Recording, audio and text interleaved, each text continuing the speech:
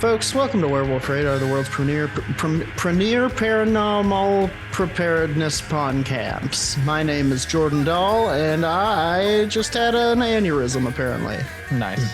I am Nate Balding, and I'm preparing for an aneurysm later today. I am Roger Norquist, and for those of you traveling out of the States, I have one Swedish crooner. If you would like to spend it. And if you're going to Central America, I have 25 cents of the Belize currency. Belizean crooners.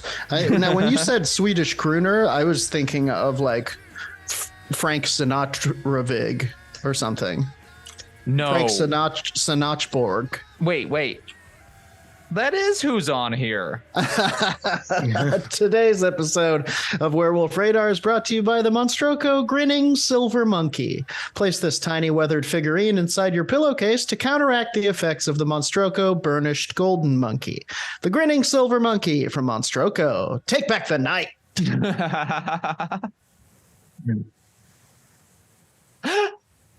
I don't know why that one broke me so much. I think it's because I picture like saying that to the monkey every time. Take back the night. Take back the night.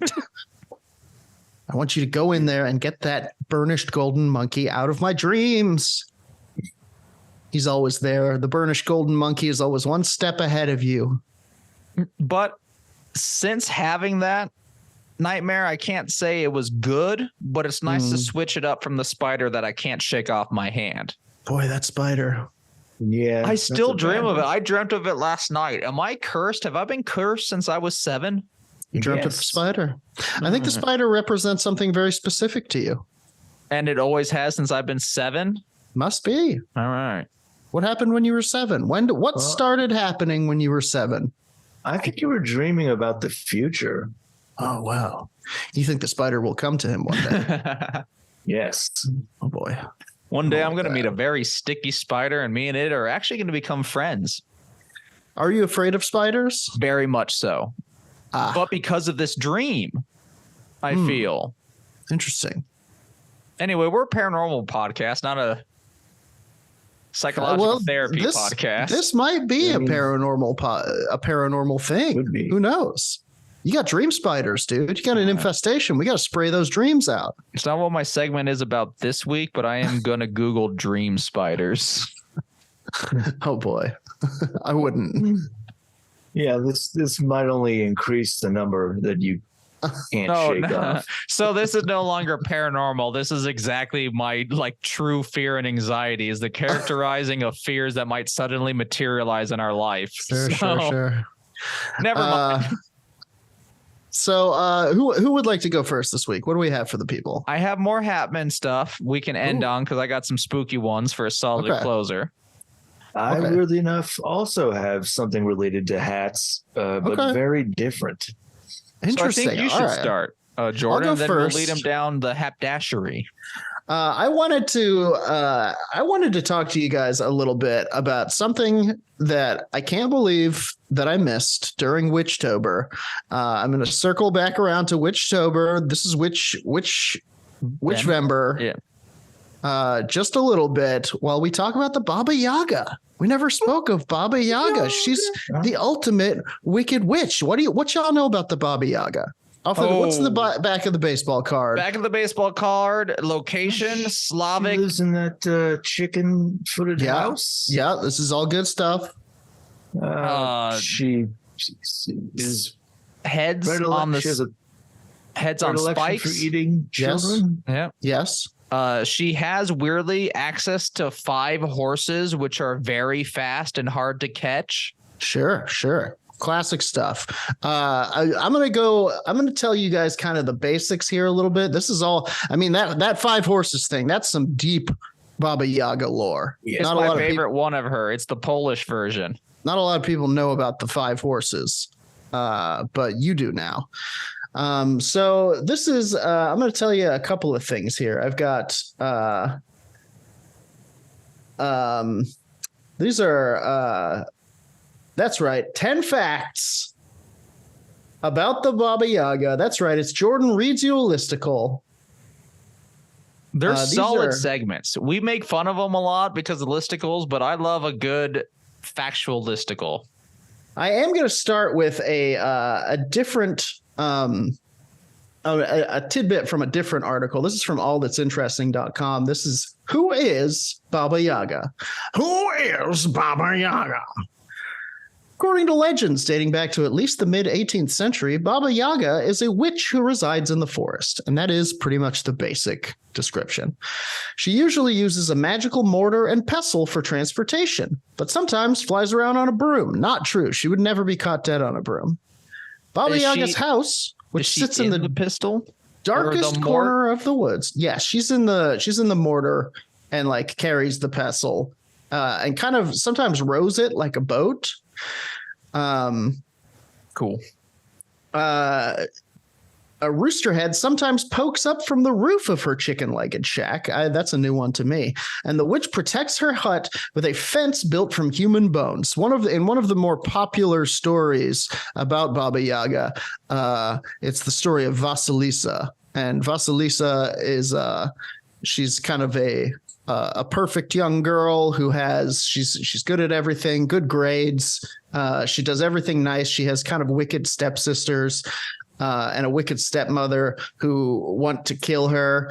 So they send her to Baba Yaga's house. And when she gets there, she finds that it's this chicken-footed house surrounded by long thigh bones, a fence made of bones, and specifically a lock on the gate made of a grinning human skull. It's very specific. It's very terrifying. This kind of construction of bones thing is an ongoing trope. Like many other legendary witches, Baba Yaga enjoys roasting and eating her victims in her house, where she keeps an enormous oven. Baba Yaga is said to be hideously ugly. She is bony and frail, with a nose so long it hits the ceiling when she lies down to sleep. That's a new one for me. That's awesome. Yeah. Some call her the bony one. Others claim her teeth are made from iron. Sometimes she's even portrayed as a trio of 3 evil sisters. That's this article is all over the place. That's we're kind of getting into Hecate here as the triad, but whatever. The witch is also said to wield powerful magic. She commands a flock of black geese who search the woods for children. Boys and girls who ignore their mother's warnings while wandering too far into the forest might find themselves snatched up by the geese and carried back to the witch's oven. Now, this says that she lives in the darkest corner of the woods. Not entirely true. If you listen to the stories, she doesn't necessarily live in the woods. She lives in kind of an alternate place. Like people will say she lives in Russia. No, she lives in kind of a pocket dimension that you can enter through Russia, basically. I feel like the Fey realm, kind of. She's a Fey creature. Yeah, a little Feywild action here. I feel like she would want pathways to her house so she can continue killing and eating people. Sure. Well, I'm sure there is. It's sorry to cut you out, Jordan. I'm sure it's like a little like mysterious gate in the woods that like you take a trail you never seen before, and then you see a weirdly like all the branches of the trees are forming a gate, and then you walk through it and bam, you're in Baba Yaga land. On the wrong side of reality, man. Yeah, you're having a nice stroll through the woods and you're like, oh, I don't remember this bone gate. Let's down the bone road. That's what I call it. Anyway, so she's not always mean. She sometimes helps people. She, like all good characters, a little complex, you know? You catch her on the right day, maybe she'll help you out. She's a 3-dimensional character. And that's actually the first of our top 10 facts about Baba Yaga. Number 1, she eats children, but she sometimes also helps them. If you've heard of Baba Yaga at all, you've probably heard that she's a fearsome Russian witch who eats men, women, children, and anyone else who wanders into her kingdom. But that is not entirely true. Every once in a while, Baba Yaga helps someone. Often that someone is a child who lacks a mother and who is brave, kind of heart, and deserving of some magical intervention. This capacity for good makes Baba Yaga unique among fairy tale witches and is one of the qualities that attracted me to her. Me being the writer of this listicle, that person being someone named Casey. Good deflection. So this actually brings us back to the story of Vasilisa. There's a lot going on in the story of Vasilisa. She has a doll who was like given to her by, I think, her mother. And she told her to, if she's ever in trouble, she needs to just ask the doll for what she needs, and the doll will provide it for her. And so her wicked stepmother sends her to Baba Yaga's house in search of light. She's like, bring back a light. That's what we want from Baba Yaga. We need light. Baba Yaga has it. Go get it. So she goes to Baba Yaga's place. Baba Yaga's like, okay, I will help you, but you have to bring me, or you have to do some work for me. And she's like, oh, okay, I guess so. She gives her all these chores to do, and it's like an amount of chores that nobody could ever possibly get done. And she asks the doll to help her, and the doll helps her complete this staggering list of chores. And Baba Yaga's like, okay, I'll give you the light, and she ultimately does. She gives her this light that she's asked for, but it's it's inside a skull. She's like, here it is, a glowing skull, just what you wanted. She's like, oh, okay, thanks. Gives her the glowing skull. She takes it back to her evil family, and she's like, I brought back the light. At which point the skull belches forth incinerating flames and burns her evil stepfamily alive. So that's kind of what's going on in a lot of Baba Yaga tales. She's like, I'll help you. You need help because your stepfamily is a bunch of assholes. Why don't I incinerate them for you? Yeah. And ultimately, she needed that kind of situation. She needed some kind of intervention, but it was like, oh yeah, you did, inadvertently fucking melt your entire adoptive family. I feel like there's a hidden layer maybe in stories past where like maybe the family was trying to kill her and then they get killed in return, Oh yeah, oh absolutely. I mean, it's a classic wicked step family. They're not good people, but did they deserve to be incinerated by a skull? Baba Yaga thinks so. So, Baba Yaga is kind of the archetype for all like wicked witches. Like whenever you hear like the Wicked Witch tale, it generally started with Baba Yaga. She was like the first. She's the fucking blueprint, Mm-hmm. Definitely a blueprint for any hag I think you play in D&D. Like they're all very Baba Yaga-ish. Yeah. So the next in our listicle is she may be the oldest European folktale witch.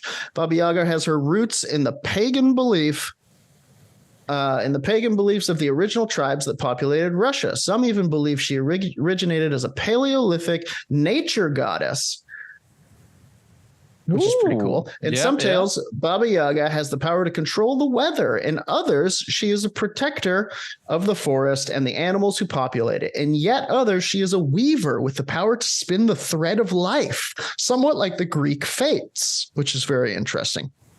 It's all a woven tapestry, y'all. Yep. Yeah, I could see there being a lot of culture bleed, if you will, in there, and it's very it's all connected. Sorry, I was trying to think of the exact myth that is very similar to that in Greek stories, but yeah, it's all connected. It's the fates, right? The fates they weave are those, one of them. Yeah, they weave them shits.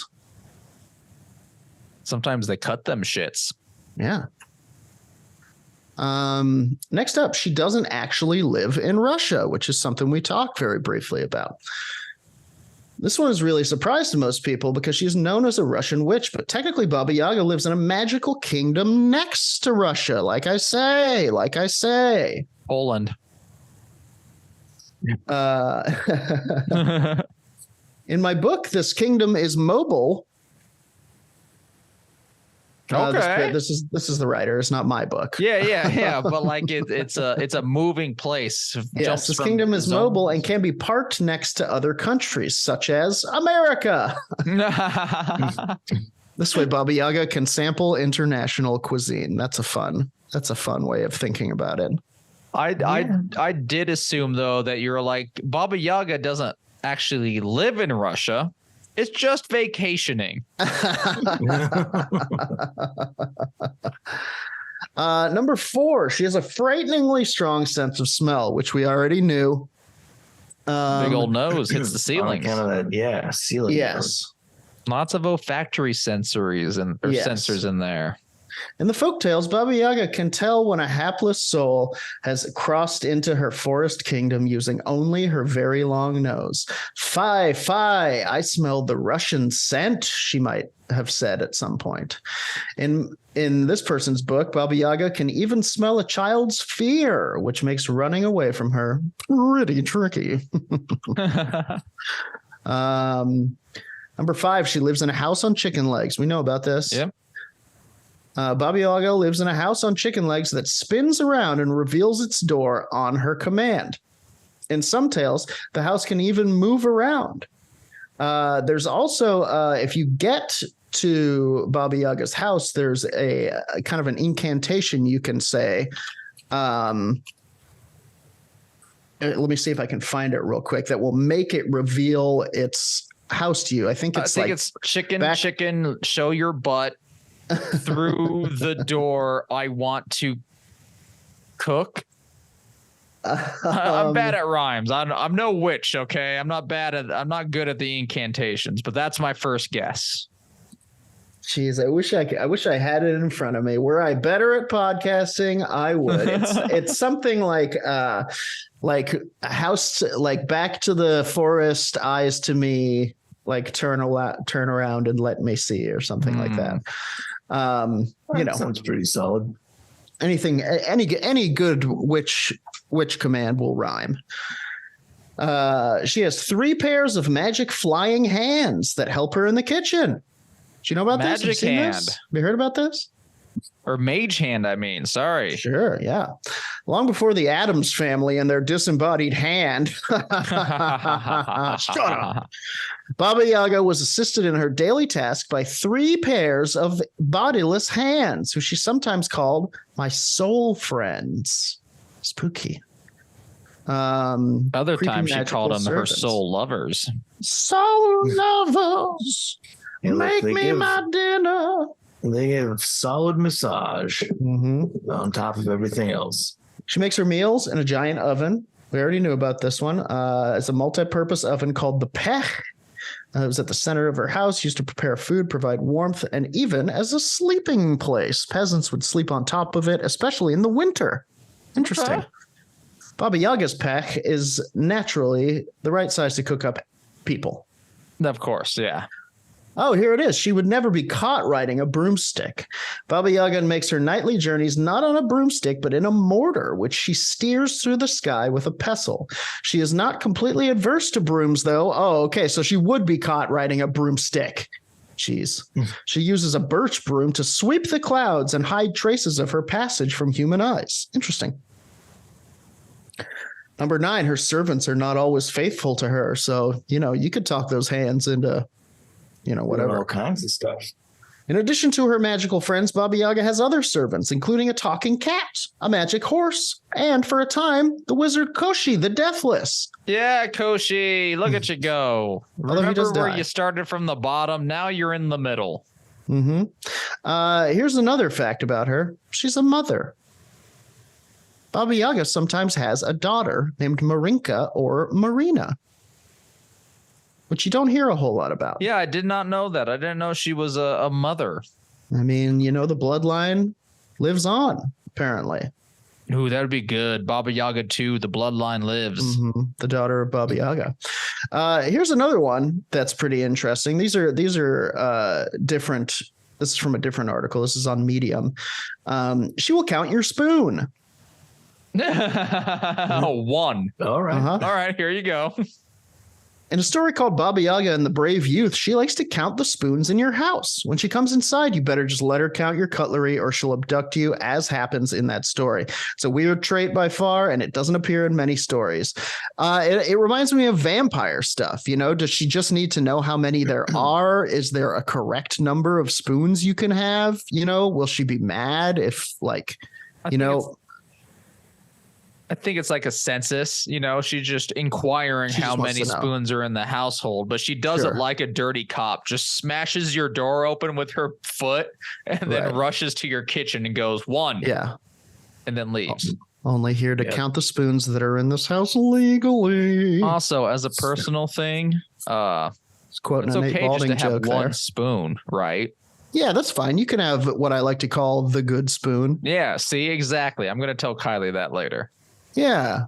I mean, how big is it? If it's a big, like wrought iron number with a bunch of like dings and stuff in it, then you're straying into ogre territory. Well, I think what you ideally want is a wooden spoon carved from a larger wooden spoon. Sure. Homer Simpson style. It holds the most power. Let me ask you this, Roger. How many times a day do you say fee, fi, fo, fum? Is there a correct number before I say none. 7? The answer should be none. Okay, well, 7. If that's the case, you need more spoons. I like to think that was a thing, like way back in the day, that like people would say that, like when something good was like on the table, they'd be like, "Oh, fee fi fo fum, chicken nuggets." Anyway, that is a crash course in the Baba Yaga, and I do have to take a moment to say, John Wick, you're not the Baba Yaga. They say it means boogeyman. It's not what that means. You can Google that, in fact, John Wick. Before you kill more people, at least correct them. And I guess it's not like John Wick is going around being like, "Call me the Baba Yaga." People just call him that, but it's like, come on, y'all should know about this. Yeah, he's not a witch, man. And it's bye-bye in Russian. If you want to correct yourself, Baba Yaga. John Wick. But you also have Babeka or Babeko if you want to do Russian or Ukrainian. Yeah. Just think about it, John Wick. Real person. Maybe you could John come Wick. up with maybe John Wick. Maybe we could work on some new branding for you. We could have a different nickname. How about Kill Man? Huh? Which is his title in Japan. Villain. Sure. Death shooter. I think we're closer with Kill Man. Anyway, that does it for my segment. And with this, Witchvember has ended. Bravo. Yeah. Ended properly. Well done. Nate, your hat? Yes. We'll be getting into some hat stuff for the next 2 segments. So do you know anything about the Red Cap? A little bit. I know what I know of what I know of the Red Cap. I know from Hellboy. Okay. Yeah, of course. Of course they show up in Hellboy. Mm-hmm. So the Red Cap, or the Powrie, is a type of malevolent, murderous goblin found in border folklore, as in the Anglo-Scottish border. He's said to inhabit ruined castles along that border, especially those that were scenes of tyranny or wicked deeds, and is known for soaking his cap in the blood of his victims. He's also known as Red Comb or Bloody Cap. Okay. Worth noting, he has to keep that thing actually soaked. If it dries out, that's a problem, apparently. Ugh. What happens if it dries out?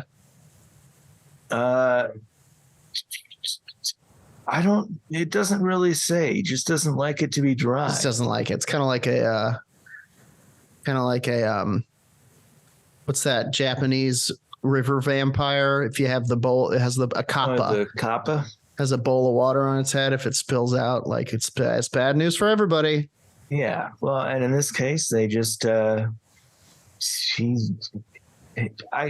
guess a dry blood hat sounds pretty bad. Yeah, it doesn't sound great. Then you just got a scab hat, right? Yeah, and that's kind of gross, you know. That's really gross. The red cap is depicted as a short, thick-set old elf with long, prominent teeth, skinny fingers, armed with talons like eagles, large eyes of a fiery red color, grisly hair streaming down his shoulders. Obviously, you know, all that blood is gonna kind of get. It's gonna leak. Yeah, that'll get into the hair. And that's why you Iron need boots. Clorox bleach. Iron boots, a pike staff in his left hand, and of course, a red cap on his head. Mm-hmm.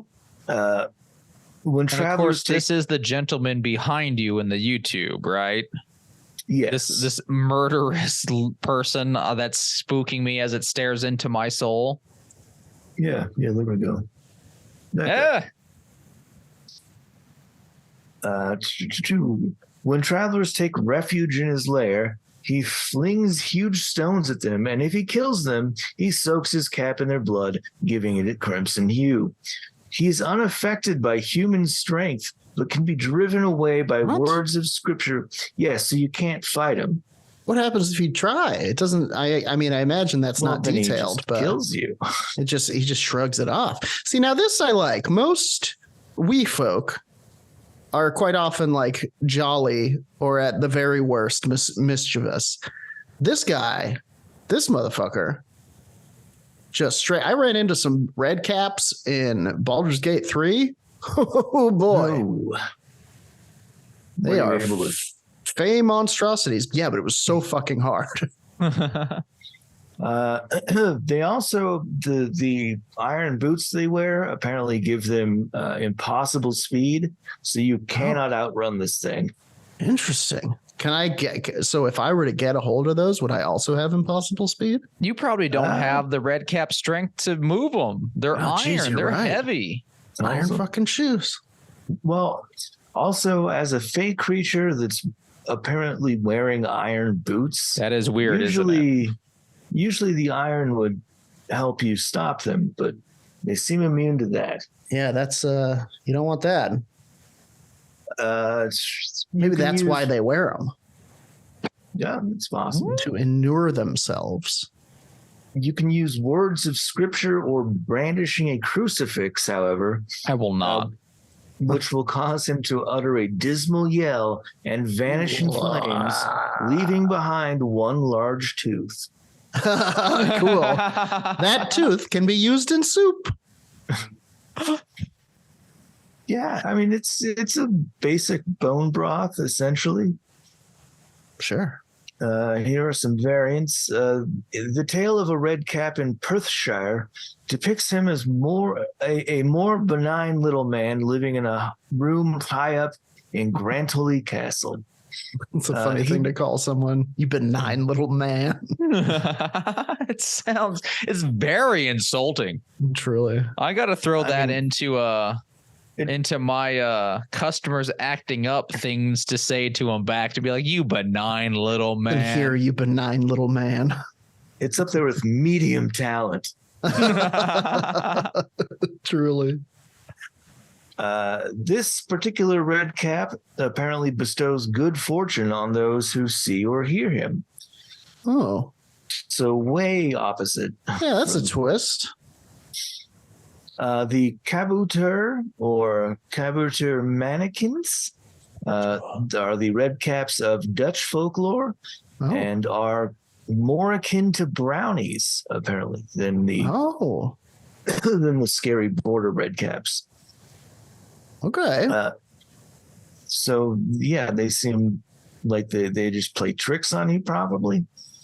Steal your shoes, your keys, Yeah. your child. Mm-hmm. Your shoes Your again. car. They'll like give your shoes back and then steal them again. The ruin of Blackett Tower, a border fortress that was owned by the Bell family in the parish of Kirkpatrick Oh Fleming boy, in Dumfriesshire. another Bell family. Yeah. When will they learn? They can't catch a break. was haunted by a more traditional ghost known as Old Redcap or Bloody Bell. Oh boy. A description of the tower and ghost was given by William Scott Irving in the poem Fair Helen, in which the ghastly phantom holds a bloody dagger beneath a red eastern moon. So I guess that you just see Bloody Bell and it's scary. Sure. I mean, just hearing the name is pretty scary. Yeah. The term red cap is also used in a more general sense. For example, in the village of Zenor in Cornwall, fairies were often referred to as red caps, including the more benevolent trooping fairies, which are, I believe, a like Welsh fairy thing. Okay. Sounds like an improv group. Yep, trooping fairies. Not in a derogatory way. Yeah. Sorry, everyone. Because of their fondness for wearing green clothing and scarlet caps. Okay. Still sounds like an improv group.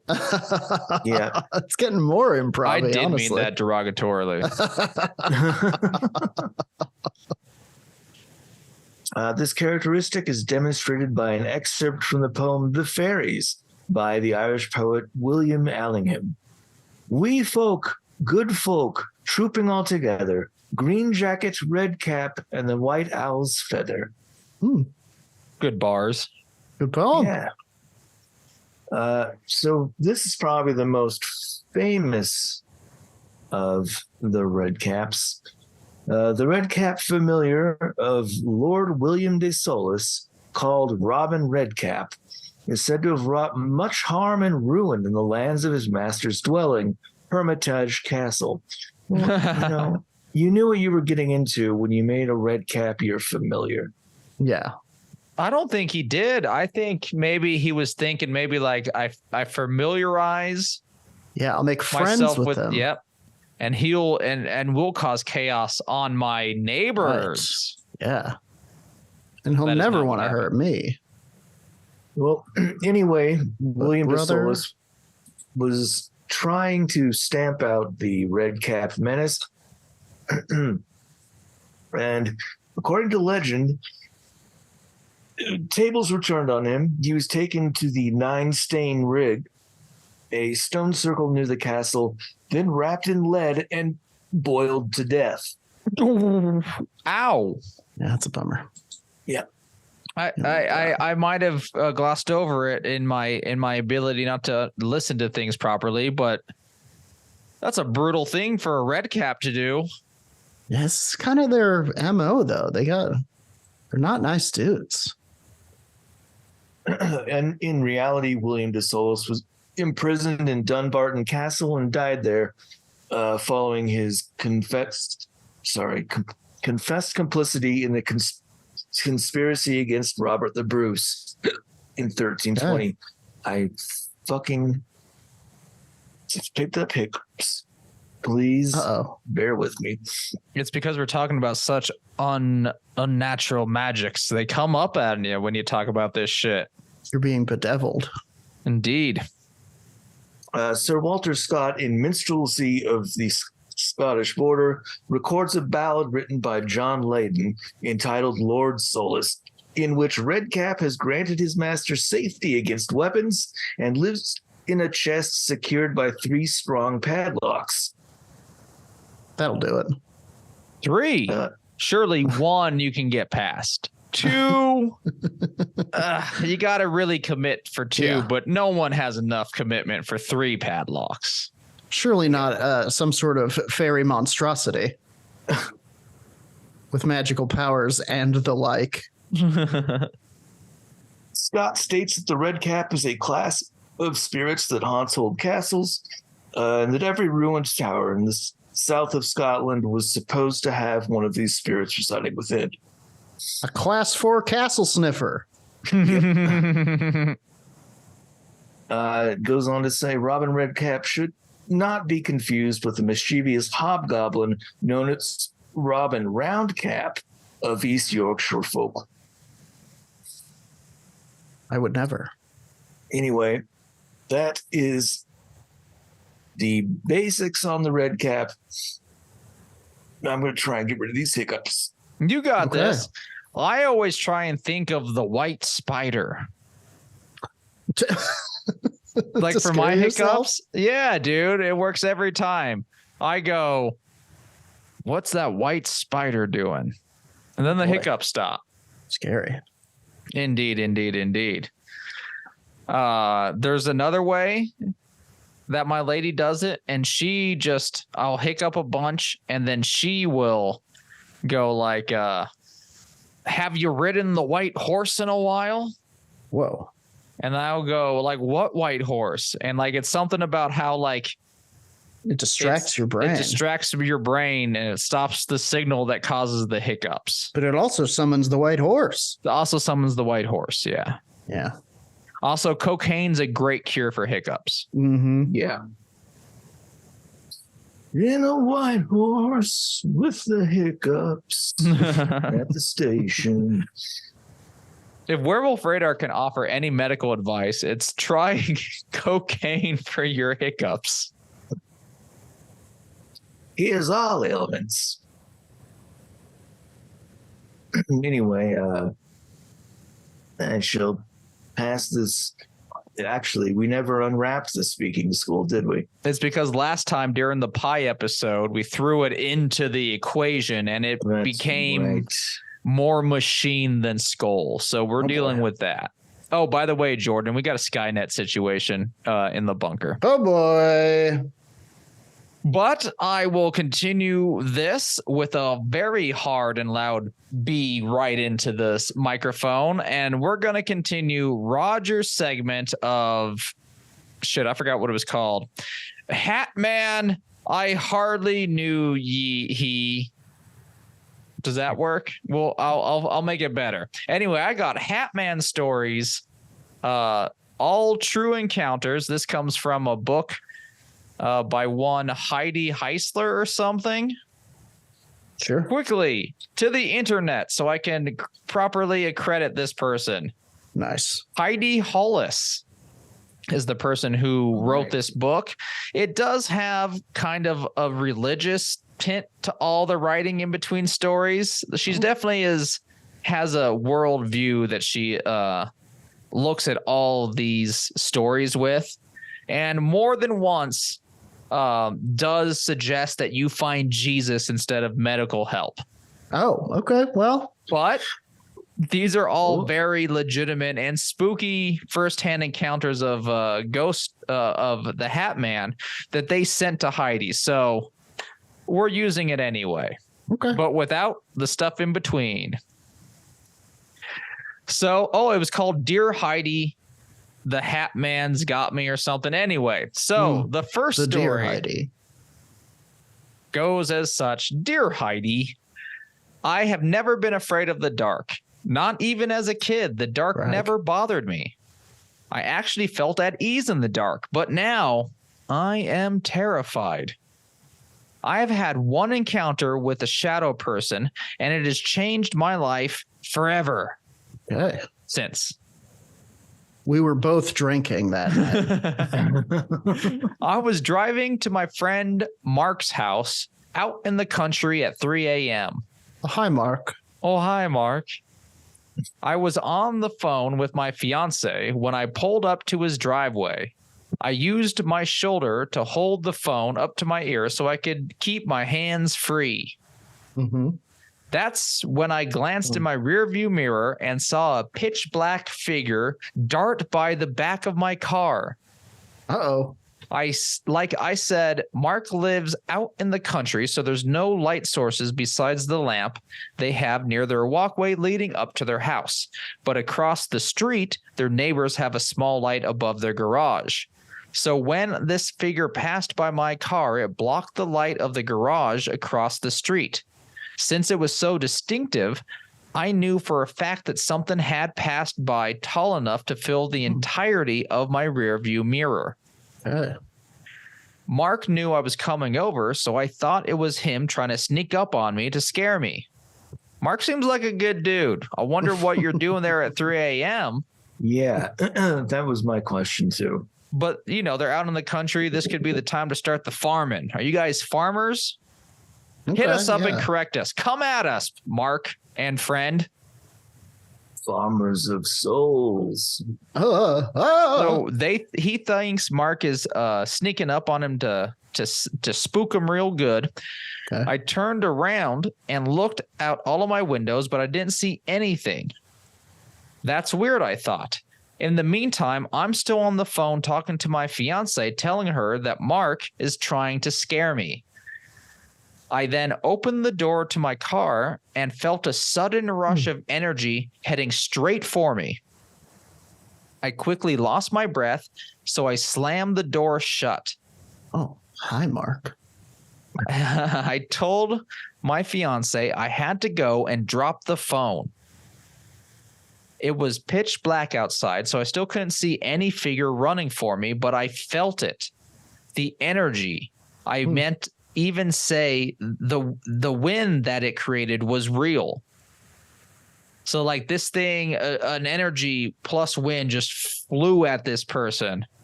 Interesting. That would freak me out. I hope never to experience something as horror as that. Spooky. I waited for a minute or two, but I felt completely vulnerable and unsafe. It felt like something was behind me, even in my car. Either it was behind the car or it was already in the car with me.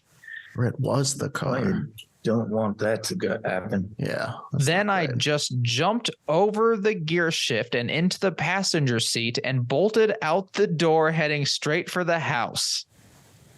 That's some fear. Yeah. Yeah. I mean, I get it. I dig it. When I got inside, I told Mark, who had been inside, what happened. That's when he reminded me of what he told me before his house. Told me before about his house being haunted because of the cemetery on this land. Oh, right. He asked where I Mark's house parked. at 3 a.m. and I forgot all about the ghosting. Yeah, come over to my haunted house. At You know 3 what a.m. time. The time they're most powerful. Mm-hmm. He asked where I parked and experienced what I just told him of that odd energy. That's when he said, "That's the creepiest spot on my property." That spot where you parked is the creepiest spot on my property. You're actually parked in the children's cemetery. Yeah, come over at 3 a.m. You should be able to find parking at the creepiest spot on the property. Nobody ever parks there. Mark said that every time he was near that area, he could feel something watching him. The driver's side of my door was literally feet from this pole that he said was the worst spot. I don't know if you had some instances of shadow people being tied to that location. He's now asking Heidi for help. We go on to the next story. Come on, buddy. Where are you? While living in San Francisco when I was 5 or 6 years old with my sister, and that's another thing with a lot of these hat and shadow men sightings. It all happens like at the age of 5 is where it like starts. While living in San Francisco when I was 5 and my sister was 6, we saw something strange one night. I don't know what brought our attention to look out of our bedroom window, but when we did, we saw this strange looking man outside. He was going around the neighborhood's house. Or the neighbor's house. I am so sorry. He was going around the neighbor's house, looking in through their windows, and just kept going around and around the house. Well, this just sounds like a prowler. Oh, let's get into it. Both are scary, but for different reasons. That was weird enough, but what was really strange is that this man looked like a man straight out of the 1800s with a long trench coat and a top hat, all in black. It's Abraham Lincoln. Which a lot of Hat Man stories aren't just like, pure shadow with a hat. Like a few of them legitimately are like Men in Black style. Like this is a person in a long black trench coat with the same fedora type hat every other Hat Man encounter claims to have as well. It's a Long fully brim. realized apparition. Yes. That was weird for me. Man in a trench coat, all in black, with the aforementioned hat. We couldn't help but stare at him a little bit to see what he was up to, but we couldn't make any sense of what he was doing. We had only seen him for a few moments when he suddenly turned quickly as if to stare straight at us. Me and my sister screamed and pulled the curtains to hide that we were looking at him. Well, you're 5 or 6, but let me tell you how that's extremely obvious you were looking at that person. We waited a couple of seconds before we decided to peek out again, and somehow he got right up to our window. His face was horrifying to see. He had the most sinister grin across his face like the Joker out of Batman. He was older, in his 60s, and heavily wrinkled. We screamed and ran away from the window and told our mom. It was a good thing that she believed us and told us it was the devil, so she prayed for protection to help keep him away. Well, not to frighten your kids even worse, but that was the devil outside. Oh, boy. Which a lot of these Hatman stories have that devilish like vibe to it. There's a few Hatman encounters that are what am I trying to say? Like the Hatman seems to be in control of smaller shadow creatures. Like it very much has like a command position in the paranormal universe ecosystem. Yeah, it's kind of a Pokemon evolution thing. It's like a Shadow Man becomes a Hat Man, becomes the devil. Pete Davidson. Dear Heidi, when I was stationed in Germany, I had the night shift for guard duty. I thought I was running late because I missed my alarm clock, so I woke up startled and started rushing around getting my uniform on as fast as I could. After that, I ran into the bathroom to shave when I thought I saw someone walk by the doorway. No civilians were allowed in the barracks where we were since we were all housed. What a weird sentence. No civilians were allowed in the barracks when everyone was when all soldiers were on hand, and the barracks were pretty empty since most of the guys were out doing overnight exercises. So it's a pretty empty time at the base. So I looked to see if I could spot the civilian I thought I saw, but no one was down the hallway in either direction. I had to get ready quickly, so I went back to the sink to rinse out my shaver. And when I looked up, I saw the reflection of this man in a black-rimmed hat and trench coat standing behind me. Now, this is where it gets weird, and we know that the Hat Man can talk from previous stories. Check out our last episode. What did he say? I asked him, "Who are you? How did you get in here?" He tipped his hat as if to introduce himself and said, "I'm Scratch." See, that's the devil. That one's definitely the devil. That's what you call the devil, right? When there. I turned to see him directly, he was gone. Then I rolled out of my bed onto the floor. Had I never gotten out of bed? Had it only been a dream? It didn't feel like it. It felt like everything was real. I was so shaken up by this experience that it bothered me enough to do some research on this name, Scratch. Well, and in this one, it's claiming Old Scratch is a Norse term for the devil. yeah, That doesn't sound right. no, accurate. No. Yeah, that's what we just said. Old don't know if Norse it's for the Norse. devil? I don't know about Norse, but It seems like more of a British Isles thing. The Norse Old did do a lot of Scratch. fun in the British Isles, though. sure, fun for them. It's true. Okay, so I have one more story to wrap up on. Okay, And then this one's called "The Hat Man Goes Hawaiian." I saw the Beetlejuice musical, and I know I've said this before, but I'm not sure if I said it on air. I swear to God, the Beetlejuice musical script is a combination of the movie, the TV show, and any concepts that people were allowed to view of Beetlejuice Goes Hawaiian. Okay. Like it's a weird script that they play with. Okay. It definitely has, Sure, why not? definitely based on the TV show. If you remember that awesome cartoon, definitely a lot of movie in there through the main plot, and then just weird fucking segments to where like I could see this being part of his trip to Hawaii. Now, I like my Beetlejuice to be historically accurate. I think they should stick to what actually happened and tell us the real story. He raced Elvis on surfboards.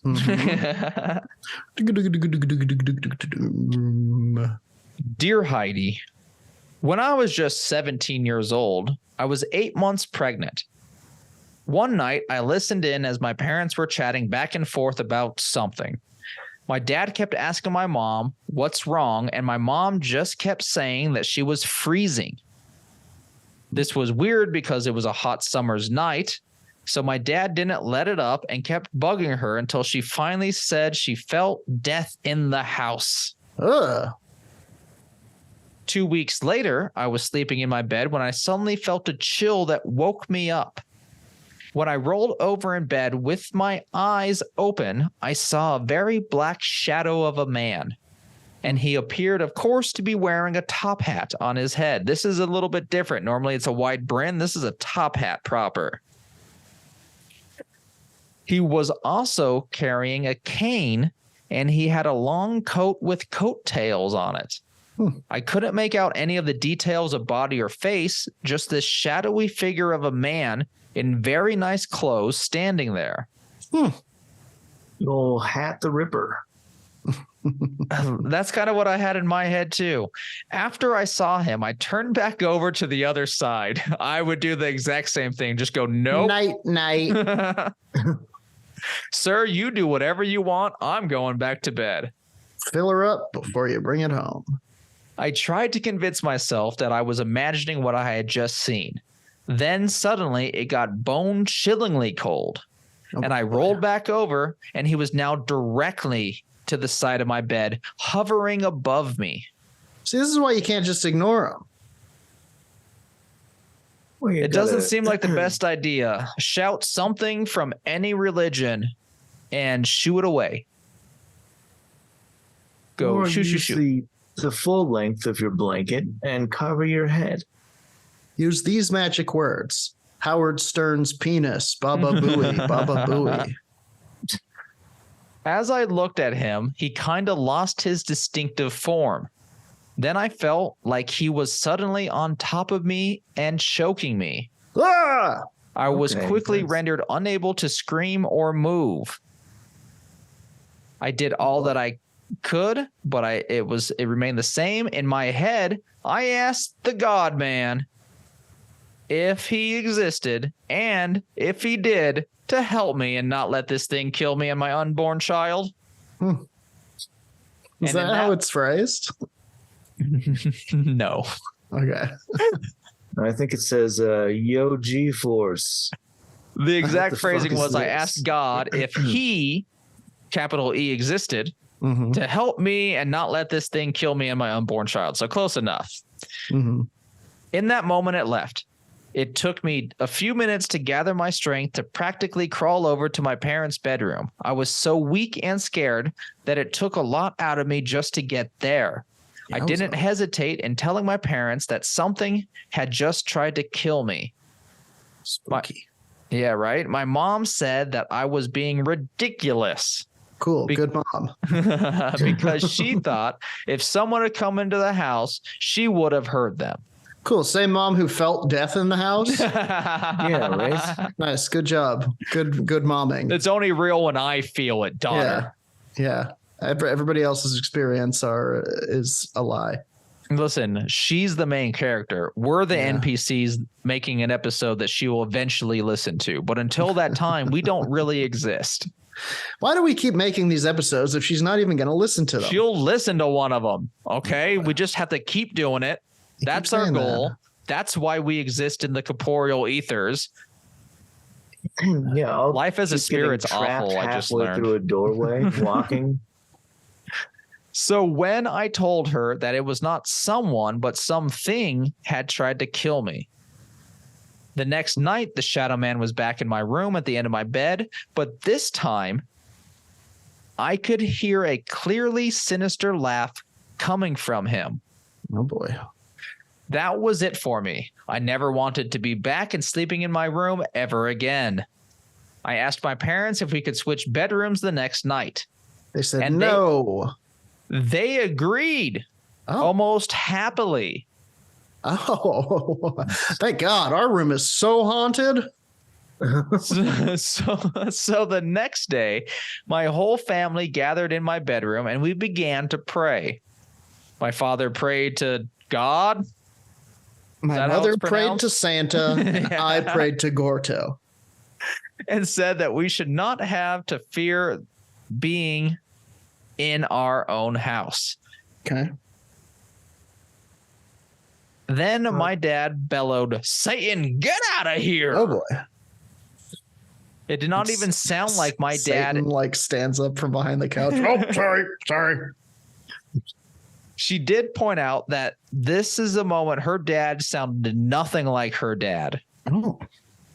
And as he all of a sudden got this loud bellow from the cockles of his body, Yeah. they then suddenly, all of them, saw a shadow leave my bedroom right Whoa. through the window. Mamma mia. And that does it for this week's segments of Shadow Figure and Hat Man. True firsthand accounts given to us via my purchase of a book from one Heidi Hollis. Yowza. Okay. Well, very cool. Folks, thank you for listening to another episode of Werewolf Radar.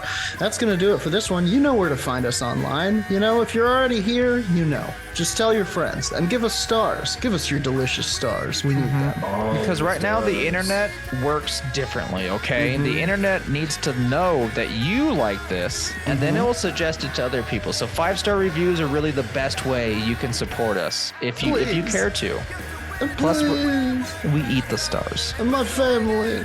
My daughter. Jordan's family, his daughter, they're hungry. Stars. Please feed his immigrant family the stars they need. Until next time, our sign-off line, that's for anybody and everybody. Join us on the count of 3 as we say 1, 2, 3. Punch the sky, Spaceman Joe.